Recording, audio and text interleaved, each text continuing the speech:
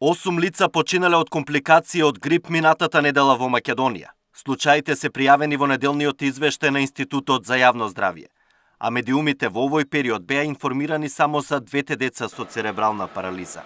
Останатите починати се повозрасни, со хронични заболувања. Кај сите вирусот лабораториски е потврден. Се работи за 5 случаи од Скопје и 3 случаи од други градови на Македонија, по еден од Делчево, Охрид и Кавадарци. Новите смртни случаи се лица на возраст од 13 годишна возраст до 70 годишна возраст. Најголем број 5 се пријавени од клиничката болница 8 септември. Се работи за 4 случаи кои што починале во текот на минатата недела, а една е пријава за случај кој што ја добивме со малку закаснување. Значи тоа се работи за смртен случај во текот на седмата недела, додека останатите исто така се починати во текот на минатата недела.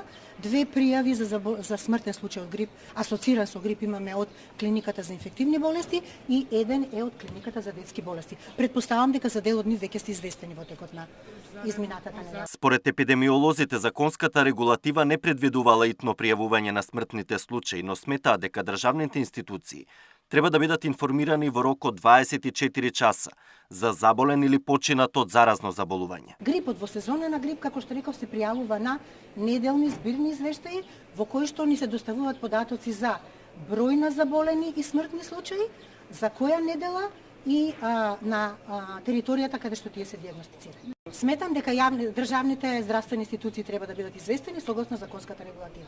Значи пријава за заболен и умрен се доставува во рок од 24 часа. Годинава во Македонија од компликации од грип почина 11 лица.